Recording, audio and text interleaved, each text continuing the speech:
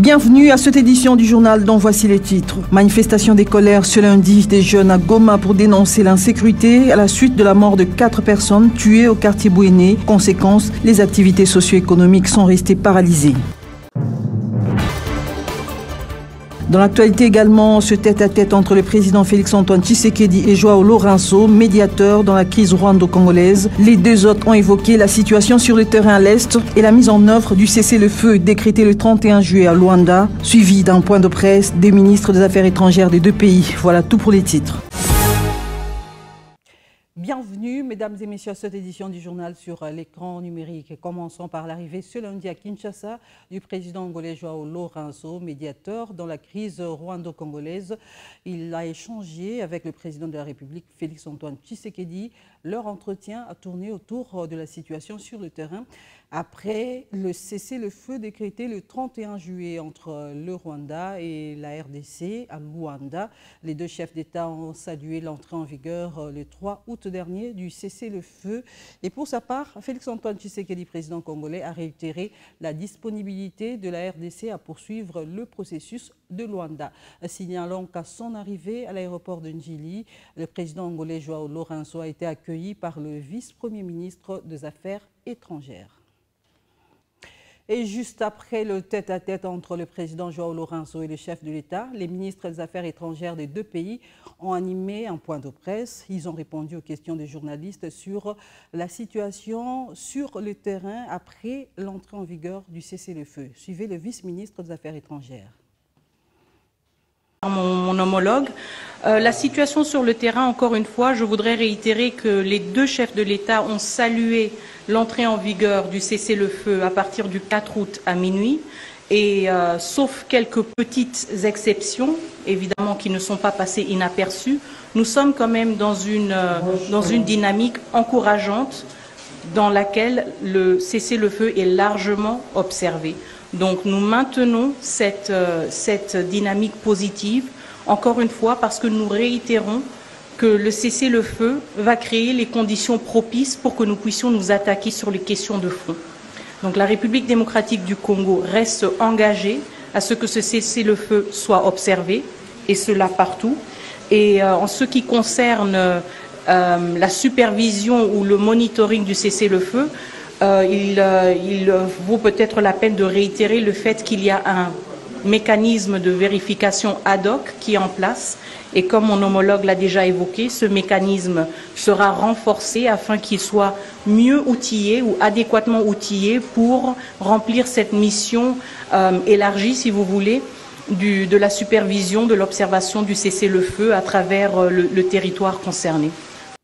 Il s'est tenu ce lundi dans la salle du gouvernorat de province. Nous sommes au Nord Kivu, une séance de travail qui a mis autour d'une table son Excellence, Monsieur le gouverneur militaire intérimaire, le général-major Chirimwami Peter et les chefs des secteurs respectifs de la province du Nord Kivu. À l'issue de cette rencontre, il s'est dégagé un constat amer, c'est lui des actes de vandalisme et de tueries perpétrés par les faux volontaires pour la défense de la patrie, Wazalendo, à l'endroit de nos populations, afin de lever tout malentendu et de séparer les faux de vrais Wazalendo. Il a été décidé ce qui suit: les vrais volontaires pour la défense de la patrie, Wazalendo, doivent rejoindre les forces armées de la République sur la ligne des fronts. Les faux Wazalendo seront traqués et en cas de force majeure, ils seront remis à la justice militaire. Par contre, le gouvernement provincial, avec l'appui du gouvernement central, s'engage à poursuivre tant soit peu la prise en charge de vrais Wazalendo qui respectent les droits de l'homme et le droit international humanitaire. À Goma, au Nord Kivu, les activités socio-économiques sont restées paralysées ce lundi en territoire de Nirangongo, dans le sud. Les jeunes ont manifesté leur colère pour protester contre l'insécurité grandissante dans ce coin du pays, surtout après la mort des 4 personnes tuées dans la cité de Bouéné. Suivez.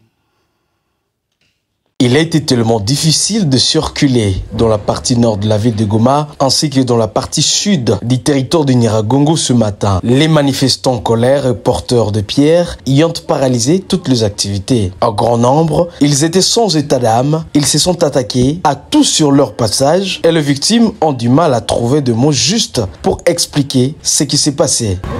Il y a un groupe innombrable composé de jeunes qui est venu de Bouéné. Ces jeunes sont arrivés ici et ont incendié le véhicule qui était garé juste à côté. Ils nous ont jeté le pierre et ont cassé nos chaises ici. Ces jeunes voulaient faire éruption au sein de nos installations, mais hélas, ils n'ont pas pu casser la porte principale. Dans ces désordres improvisés, les victimes sont innombrables et les larmes ont du mal à sécher de leurs yeux. Tel est le cas de Madame Evelyne Rutunguka, dont la voiture a été incendiée et son mari, qui conduisait, reste introuvable jusqu'à présent.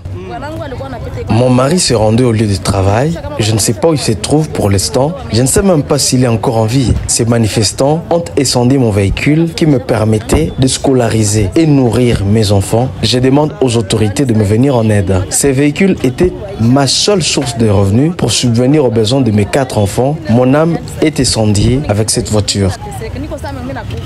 C'est de manière timide que la circulation a commencé à reprendre dans cette partie depuis cet après-midi. Du bilan de ces échauffourées, des sources non officielles parlent d'un mort et 6 blessés. Parlons à présent des performances réalisées par le gouvernement souminois grâce à l'orthodoxie dans la gestion des dépenses. 400 millions de dollars américains ont été réalisés à fin juillet 2024 comme excédent cumulé de la trésorerie. Le ministre des Finances, Doudou Fouamba, l'a révélé à la presse. Suivez.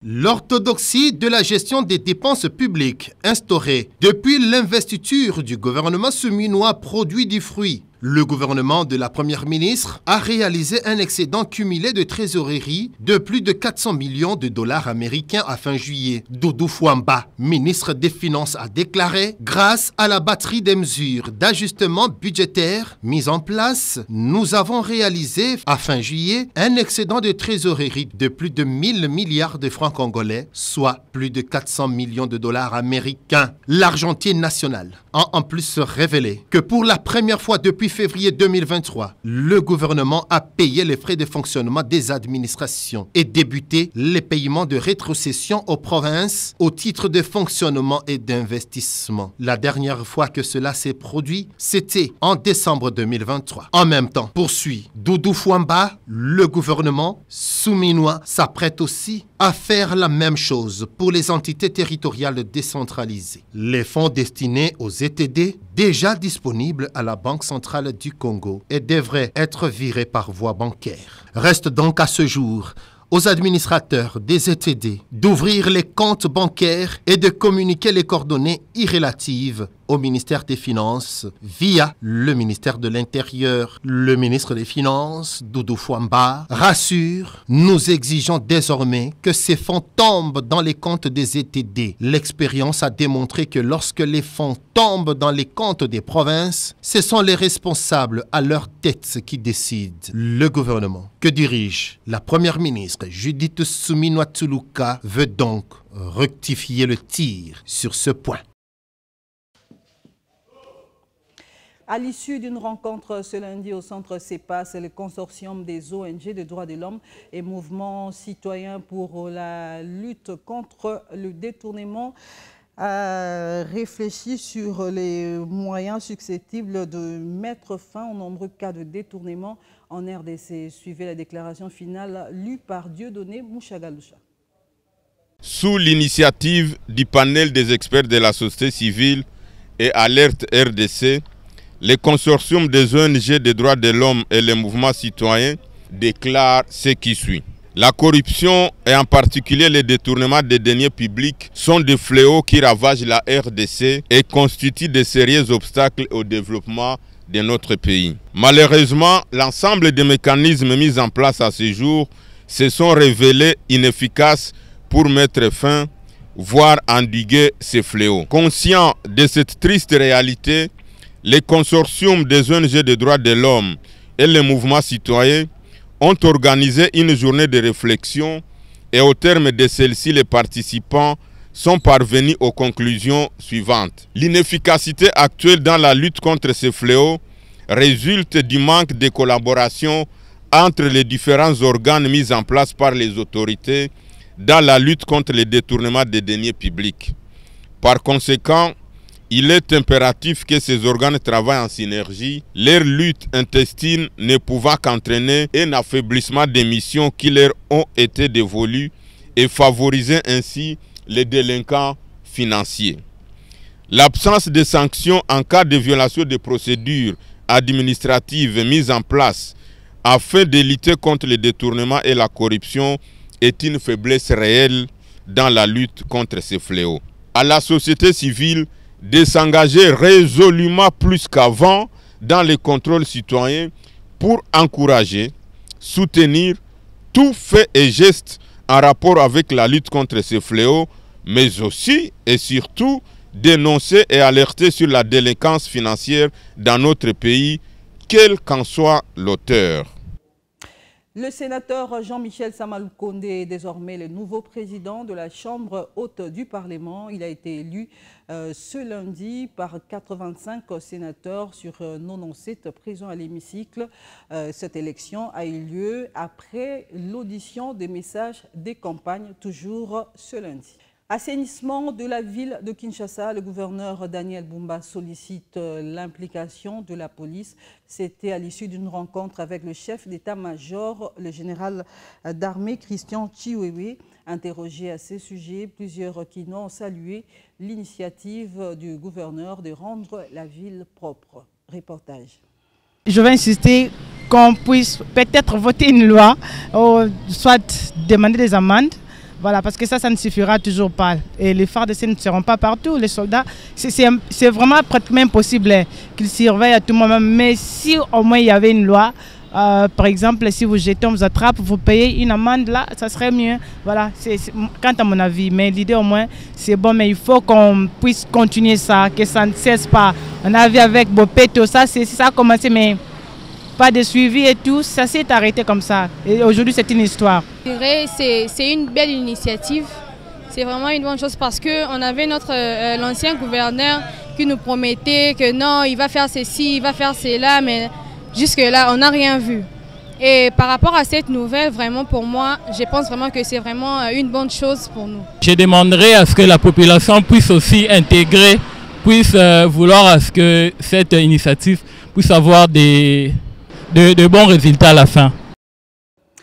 On va terminer par cette page rose. Après avoir scellé leur union devant les deux familles, puis devant l'officier de l'État, Trésor Kissota et Huguette Mbaki ont finalement reçu la bénédiction divine ce samedi 11 août 2024. Il s'en est suivi une soirée dansante à la salle Bijou au quartier d'Elvo, commune de Ngaliema. Bénédicte Ndembe nous en dit plus.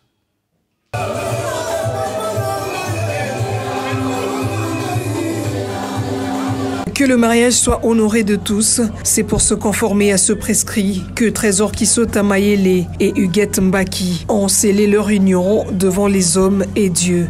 Après avoir conclu le devoir coutumier, Trésor Kissota, responsable du service montage télé à Digital Congo, et Huguette Mbaki étaient devant l'officier de l'état civil de la commune de Mongafula pour la reconnaissance de leur union en présence des membres des familles et parents. S'en est suivi la bénédiction nuptiale à l'église où les tourtereaux ont échangé les vœux. Tu as crié à moi lorsque moi-même je ne croyais pas moi-même. Nous avons scellé cette alliance, tant spirituelle que physique. Je te déclare ma femme. Devant Dieu, je serai une femme sage. Je serai une femme qui accompagne son homme dans son ministère. Je serai une femme très sage pour toi, mon mari. Pour lier l'utile à l'agréable, une réception a été organisée en la salle Bijou de Delvaux, dans la commune de Ngaliema. Pas de danse et cris de joie étaient au rendez-vous.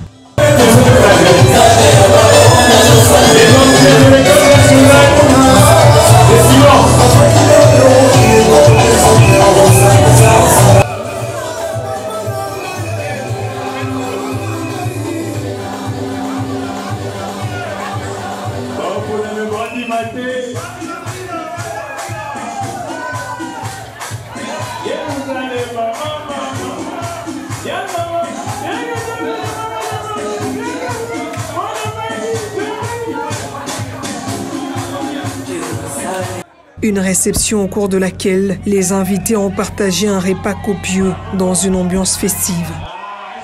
Voilà qui met fin à cette session d'actualité. Merci de l'avoir bien reçu de partout. Au revoir.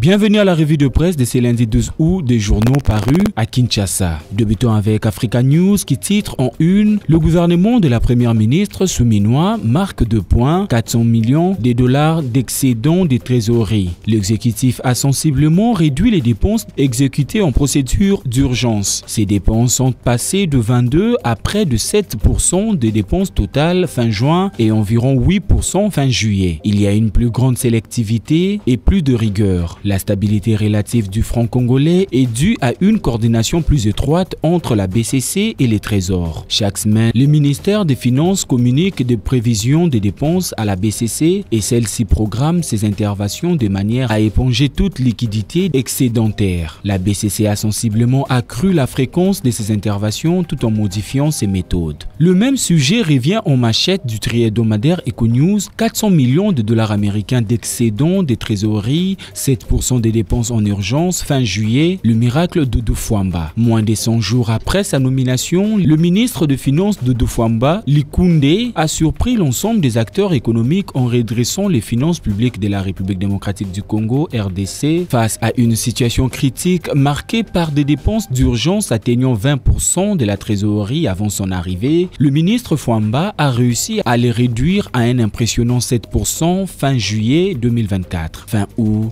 le projection situe les dépenses en mode d'urgence à 8% en raison de la forte pression sécuritaire. Cette prouesse qualifiée à juste titre de miracle découle d'une série de mesures rigoureuses et d'initiatives stratégiques mises en place pour maîtriser les dépenses publiques tout en préservant les priorités socio-économiques essentielles. En dépit des tensions significatives sur les trésors, le ministre de Finances a réussi à afficher un solde des trésoreries positif de 1,57 milliard de francs congolais, ce qui équivaut à environ 400 millions de dollars américains. Ces retours au vert des finances publiques est un indicateur fort de la capacité d'action du ministre Doudou Fwamba et d'un potentiel regain de confiance des investisseurs. Autre registre, Congo Nouveau rapporte toujours en une la crise continue dans l'UDPS, Augustin Kabouya révoqué. Augustin Kabouya Chilumba, vivement critiqué par ses camarades pour sa gestion, est relevé de ses fonctions de secrétaire général de l'Union pour la démocratie et les progrès social, UDPS. C'est l'une des résolutions de la Convention démocratique du parti CDP prise à l'issue de sa session extraordinaire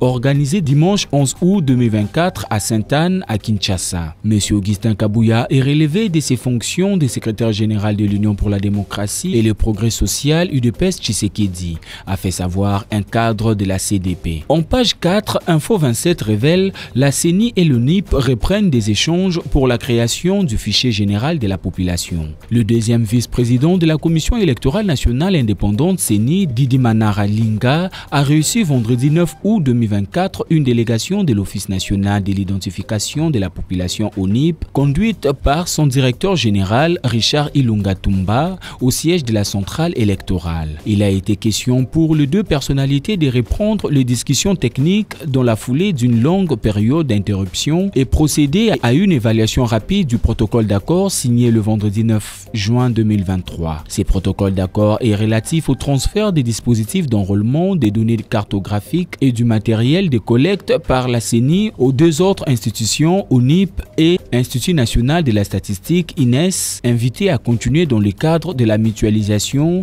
les opérations d'identification et de recensement général de la population. C'est le transfert de ces données qui ouvrira la voie à la délivrance des cartes d'identité nationale à tous les Congolais. Bouclons avec Forum des As qui en page 7 a titré « Kinshasa, reprise inquiétante des cas d'enlèvement dans les taxis ». La ville de Kinshasa est à nouveau confrontée à une vague d'enlèvements ou disparitions principalement dans des taxis ces dernières semaines. Plusieurs cas ont été signalés et de nombreuses familles restent sans nouvelles de leurs proches disparus depuis plusieurs jours. C'est ce qu'a pu constater Forum des As hier dimanche. En effet, plusieurs avis de recherche circulent actuellement sur les réseaux sociaux concernant des personnes disparues au moment d'emprunter un taxi. Certaines familles sont sans nouvelles de leurs proches depuis plusieurs jours déjà, ce qui témoigne de la résurgence inquiétante des kidnappings dans la capitale congolaise. Les autorités sont appelées à agir de manière urgente et ferme face à cette résurgence préoccupante. Des mesures fortes doivent être prises pour assurer la sécurité des personnes et traquer sans relâche les ravisseurs, note Forum des As. À toutes et à tous, merci de nous avoir suivis.